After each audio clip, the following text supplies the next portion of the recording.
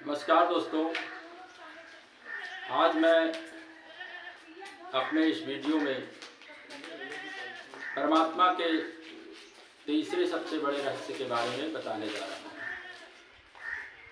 तो परमात्मा का तीसरा सबसे बड़ा रहस्य अगर आप समझेंगे तो आप ये जान जाएंगे कि हमारे अंदर मोह माया ममता क्यों है, कैसे है, हम क्यों करते हैं अपनी वस्तुओं पर दया, अपने जीवों पर दया, अपने बच्चों पर दया। तो परमात्मा का तीसरा सबसे बड़ा रहस्य कहता है कि कोई भी वस्तु अपने ही ब्लड को स्वीकार करती है।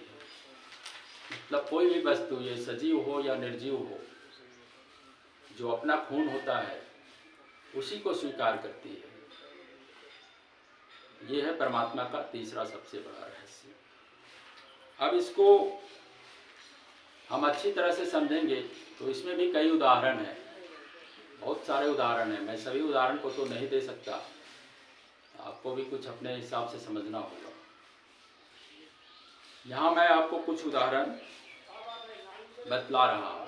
जैसे देखिए, एक माँ अपने बेटे को जन्म से लेकर के अंतिम समय तक उस पर मोह माया ममता करती है। क्यों करती है? क्योंकि वो उसके खून का है। वो जितना अपने बेटे पर, अपने बच्चे पर दया करती है, उतना दूसरे के बच्चे पर दया नहीं करेगी। कोई भी जीव जंतु को आप देखिए, जितना अपने बच्चे का वो पालन पोषण करते हैं, उनमें जितना उनका मोह माया होता है, उतना दूसरे के बच्चे पर मोह माया नहीं होता है। तो हम मनुष्य हैं, थोड़ा हमारे अंदर ज्ञान है, इसलिए हम थोड़ा सभी जीवों पर दया कर लेते हैं। लेकिन जो जानवर हैं उनमें वह स्वाभाविक होता है कि वे सिर्फ अपने ही बच्चों पर दया करते हैं, दूसरे बच्चों से उनका कोई मतलब नहीं। इसी प्रकार हमारे घर में जो कुछ भी चीज़ है, संपत्ति है, चाहे बेकार पड़ा हुआ लकड़ी हो, लोहा हो, कोई सामान हो, वो हमारा है, वो हमारे खून का है। हम उसको ऐसे किसी को नहीं देते हैं, उस पर भी हमारी मोह माया ममता है।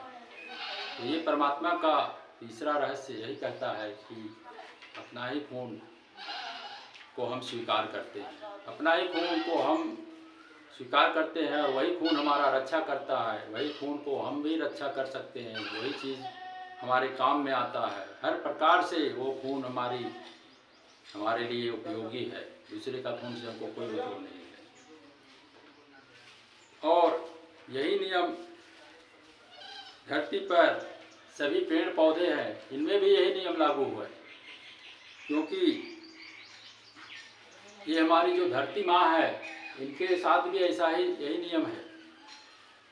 क्योंकि जितने भी जीव जंतु, पेड़ पौधे को हम देख रहे हैं, ये सब धरती माँ की संतान हैं, इसलिए इसको ये स्वीकार किए हुए हैं। और यही नियम के कारण हमारी पृथ्वी में आकर्षण शक्ति भी है।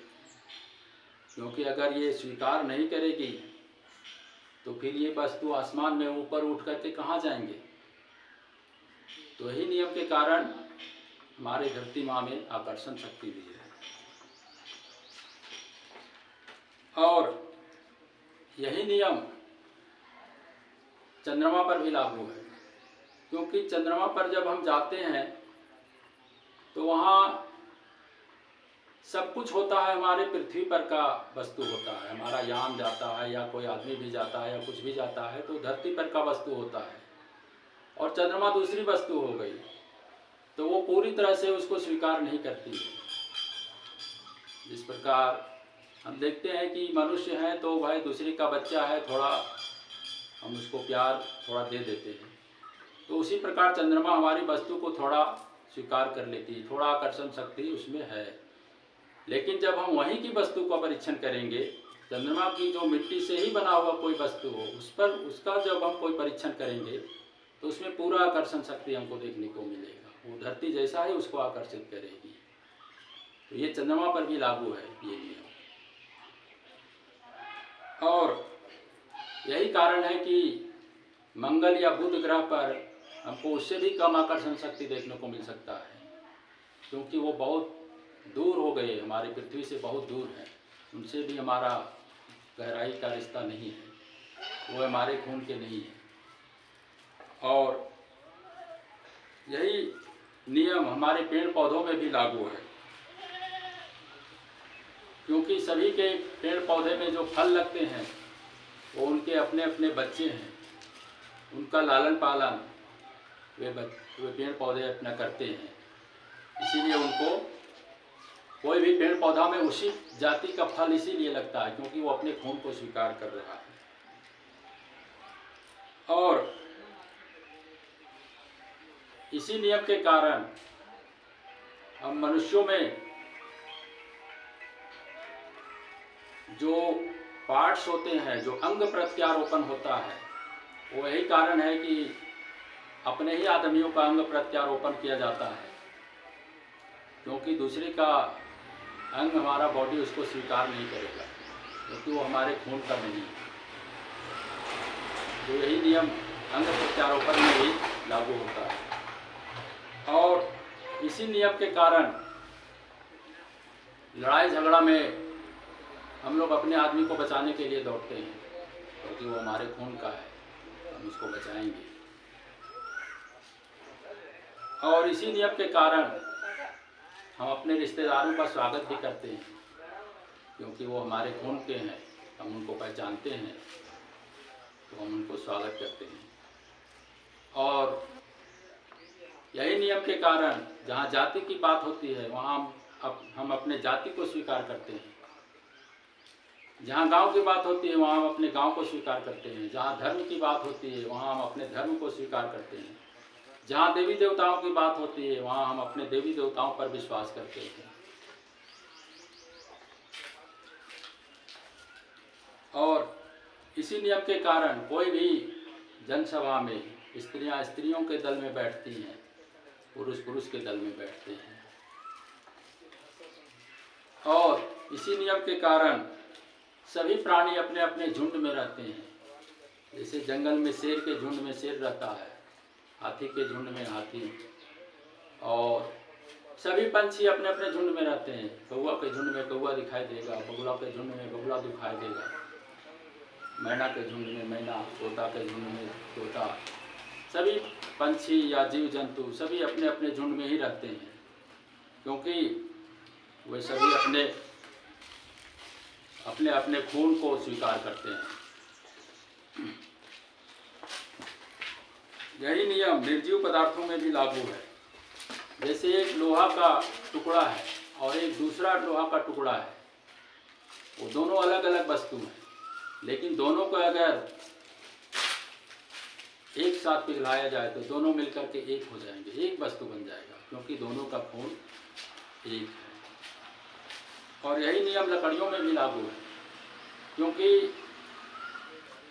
एक ही प्रकार के लकड़ी से अगर कोई सामान हम बनाते हैं तो उनका रूप, आकार, स्वरूप सब कुछ एक होगा, वो भिन्न नहीं होंगे, क्योंकि वो एक खून के हैं।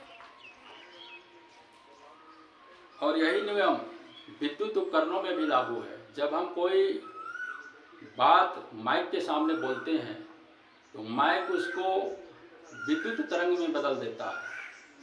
अब वो आवाज़ जो है सो विद्युत तरंग में बदल गई, अब वो आवाज़ हमारी नहीं रही, वो आवाज़ विद्युत की हो गई, अब वो विद्युत के खून की हो गई, तो उसको कोई विद्युत उपकरण ही पकड़ता है।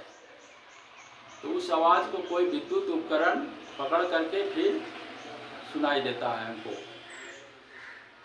लाउड स्पीकर के माध्यम से। और इसी सिद्धांत के आधार पर जितने भी इलेक्ट्रॉनिक वस्तुएं हैं वो सब बनाई जाती हैं, क्योंकि जो इलेक्ट्रॉनिक ताकत जो होता है, इलेक्ट्रॉनिक ऊर्जा होती है, वो विद्युत उपकरणों में ही समाहित हो सकती हैं, दूसरी चीज़ों में नहीं। और इसी नियम के तहत आयुर्वेदिक दवाइयाँ हमें कोई नुकसान नहीं पहुंचाती है, क्योंकि आयुर्वेदिक दवाइयाँ हमारे ही खून की हैं। हमारा शरीर अगर छोड़ दें, हड्डी को छोड़ दें, तो पूरा शरीर मिट्टी और पानी का बना हुआ है। और आयुर्वेदिक दवाइयाँ भी जो हैं सो पेड़ पौधे जड़ी बूटियों से बनती है, उनसे हमारा गहरा संबंध है, इसलिए वो हमको नुकसान नहीं पहुंचाती है। और इसी नियम के तहत रूस यूक्रेन युद्ध में जो नेटो देश हैं वो यूक्रेन को अपना खून समझ करके उसको मदद कर रहे हैं, और रूस को भी जो उसके अपने हितैषी हैं उसको भी अपना खून समझते हैं और उसको मदद कर रहे हैं।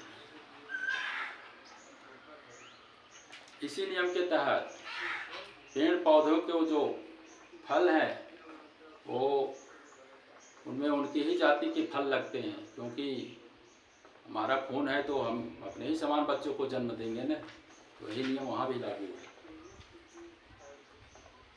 और इसी नियम के समान मनुष्यों में भी या जानवरों में भी जो उनके बीज होते हैं, उनके बीज से उनके ही समान बच्चे जन्म लेते हैं, क्योंकि खून तो उसका अपना है तो अपना ही खून जन्म लेगा उससे। तो दोस्तों इतना उदाहरण हमने आपको दिया, अब आप और भी उदाहरण अपने हिसाब से समझ सकते हैं। अब हम परमात्मा के चौथे रहस्य को हम अपने अगले वीडियो में बताएंगे। इतना आप समझिए, और ये बहुत ही अच्छी जानकारी है। आप हमारा चैनल को जब सब्सक्राइब करेंगे, हमारे चैनल का नाम है परमात्मा रहस्य, आपको हमारे सभी वीडियो मिल जाएंगे। आप ध्यानपूर्वक हमारे वीडियो को सुने, आपको बहुत बड़ी अच्छी जानकारी मिलेगी। नमस्कार दोस्तों।